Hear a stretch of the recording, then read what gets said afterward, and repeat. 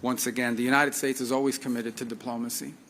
We are open-minded and always willing to engage in negotiated settlements of differences, and that remains true in the case of Iran.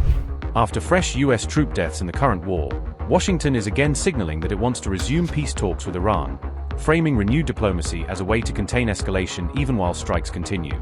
Mujtaba Khamenei's deadly jolts against U.S. forces appear to be one of the key factors pushing Americans back to the negotiating table, as the growing costs of the conflict increase pressure on Trump's team to explore a political off-ramp. Trump's Secretary of State has publicly expressed a willingness to restart the stalled talks, stressing that the United States remains open to continued or renewed negotiations with Tehran despite the collapse, strain, or suspension of earlier understandings. Amid the escalating war, the U.S. Secretary of State used a public appearance to sharply criticize Iran over the breakdown of peace talks, accusing Tehran of undermining diplomacy even as Washington insists it still prefers a negotiated way out of the crisis. Marco Rubio said on July 22 that Iran had failed to uphold commitments reached in previous rounds of negotiations, arguing that agreements only matter if both sides actually implement what they sign and suggesting that Tehran had fallen short on that basic test. Rubio warned that the United States would take whatever steps it deems necessary if Iran is not serious about negotiations, stressing that Washington is ready for talks but will not hesitate to act to protect its own interests and those of its allies if diplomacy is abused or stalled. He delivered these remarks while speaking at an ASEAN meeting, using the regional forum to explain the U.S. position to Asian partners and to frame the Iran crisis as a broader issue of international security and respect for commitments, not just a Middle Eastern dispute. We are open-minded and always willing to engage in negotiated settlements of differences, and that remains true in the case of Iran. Unfortunately, as of now, despite their direct outreaches, and Iran has been reaching out to the United States both directly and indirectly to engage in talks about settling the differences with regards to what's happening in that part of the world. Unfortunately, so far, even though we have reached agreements, they have not kept their commitments.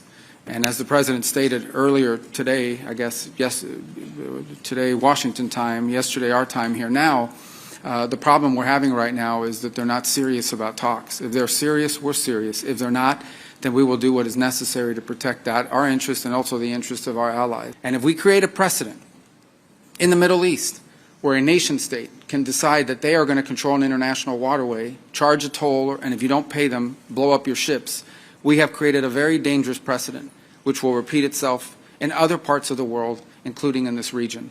So what is at stake here is not simply the issue of what's happening in the Straits of Hormuz.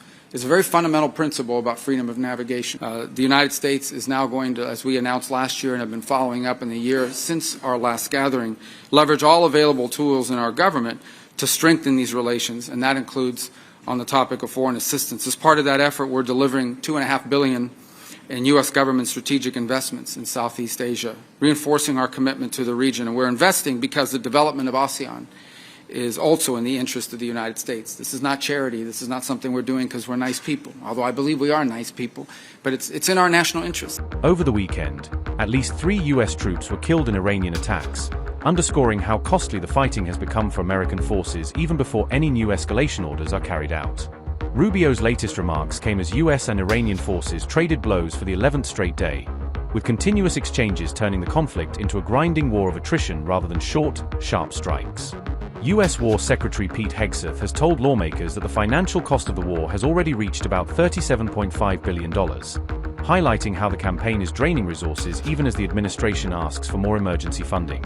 Trump has meanwhile threatened to order a major strike on a suspected Iranian nuclear site known as Pickaxe Mountain, warning that U.S. forces could hit the underground complex very heavily in the near future. That threat prompted Tehran to warn that any attack on such a facility would mark an expansion of the war across the region, with Iranian commanders vowing to target U.S. interests and those of its allies if Pickaxe Mountain is struck.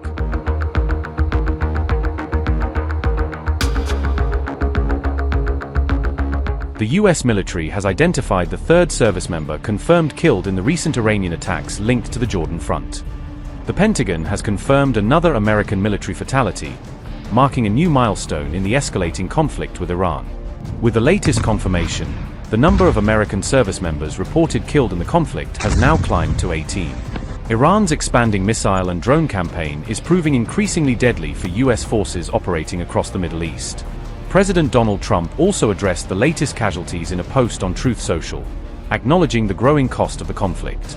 Despite mounting casualties, President Trump has ordered an 11th consecutive night of strikes against targets inside Iran. U.S. Central Command statement read, and I quote, "CENTCOM forces began striking military targets in Iran at 7 p.m. Eastern Time today for the 11th consecutive night. The strikes are designed to continue degrading Iran's ability to threaten commercial shipping in the Strait of Hormuz."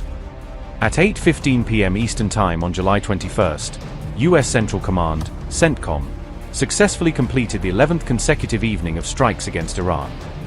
CENTCOM assets targeted Iranian military operation centers, maritime capabilities, aircraft hangars, drone storage facilities, and military logistics infrastructure to further degrade Iran's ability to threaten commercial shipping in the Strait of Hormuz. Over the past 3 months, Iran has attacked more than 30 commercial vessels transiting the international waterway vital for regional and global trade. The unwarranted attacks have endangered hundreds of innocent mariners and undermined freedom of navigation. Despite Iranian aggression, the Strait of Hormuz remains open for commercial vessel transit. Since early May, CENTCOM forces have helped facilitate the transit of approximately 900 commercial vessels and 450 million barrels of crude oil. Unquote. American forces continue striking military targets across Iran as Washington presses ahead with its expanding air campaign. U.S. officials say the strikes are designed to weaken Iran's ability to threaten shipping through the Strait of Hormuz. Military command centers, drone facilities, and logistics sites remain at the center of the latest American offensive. Iranian air defense systems were activated once again as another wave of U.S. strikes unfolded overnight. Residents in northeastern Tehran reported renewed air defense fire as explosions echoed across the capital. Fresh explosions were also reported in Bandar Abbas as strikes continued near the Strait of Hormuz. Sirik was shaken once again as new blasts echoed across southern Iran during the latest round of attacks. Overnight explosions were also reported in Tabriz, Chabahar, and Kangavar as the conflict spread across multiple regions. Mahahar has now joined the growing list of Iranian cities affected by the expanding U.S. air campaign. Explosions continue to ripple across multiple Iranian cities as both sides intensify military operations. Iran's air defense network remains on high alert, responding repeatedly to incoming strikes. The conflict has now entered its 11th consecutive night, with no visible signs of de-escalation. Washington says it will maintain relentless military pressure until Iran's operational capabilities are significantly reduced. The Strait of Hormuz remains at the heart of the conflict, with both sides treating the strategic waterway as a critical battlefield.